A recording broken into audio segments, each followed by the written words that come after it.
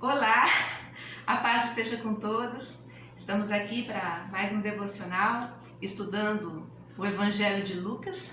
Está sendo maravilhoso os nossos estudos, os nossos encontros diários aqui no grupo de WhatsApp da Rede de Mulheres. Eu louvo a Deus pela sua vida que participa desse grupo.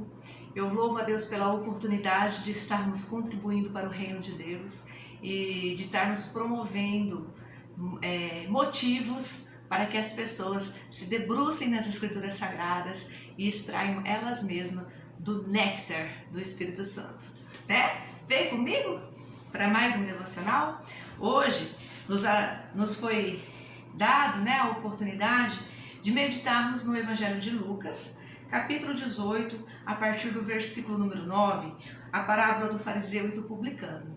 Presta atenção, porque são palavras preciosas do nosso Mestre e do nosso Senhor Jesus Cristo. E tudo que o Senhor Jesus diz é perfeito.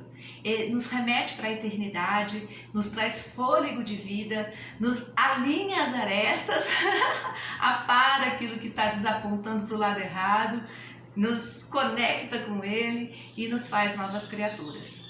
Amados, presta atenção então neste ensino maravilhoso de Jesus Cristo, nosso Mestre e nosso Senhor. E disse também esta parábola a uns que confiavam em si mesmos, crendo que eram justos e desprezavam os outros.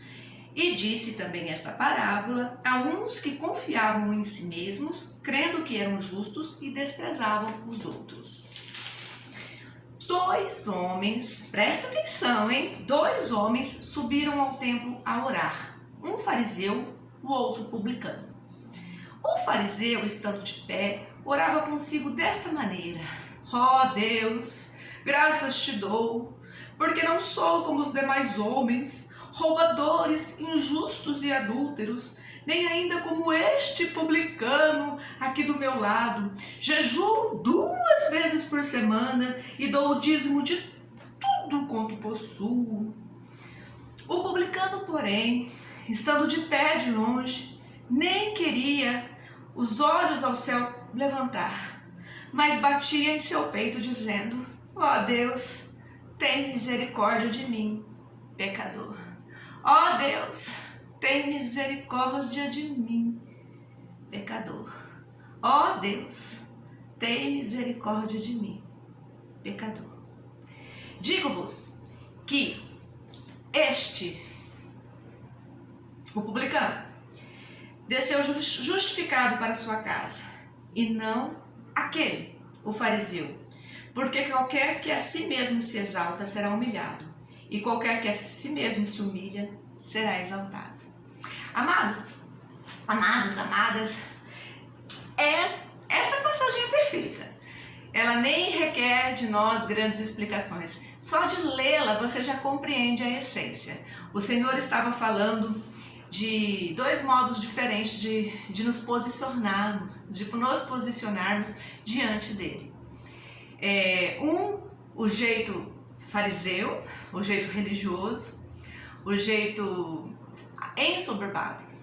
E o outro, o jeito humilde, o jeito sincero, o jeito de um pecador que luta todos os dias contra o seu pecado.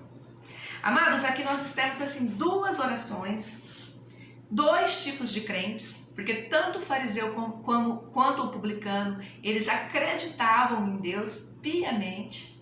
Eles não duvidavam que o nosso Deus, ele exige de nós que nós tenhamos hábitos de oração, que nós entreguemos os nossos corações em seu altar, que nós confessamos com os nossos lábios tudo aquilo que é necessário, que está dentro do nosso coração para que ele ouça.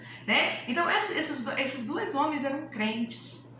Eram duas realidades de vidas diferentes. Uma que vivia examinando as Escrituras e moldando a sua vida diária de acordo com a lei, de acordo com a regra, de acordo com aquilo que Deus esperava que ele, aos olhos dos outros, vivesse. E o outro, que lutava bravamente todos os dias contra o seu pecado, contra a sua carne, contra aquilo que ele produzia, porque ele sabia que aquilo que ele produzia era um fruto podre, um fruto que só afastava ele de Deus.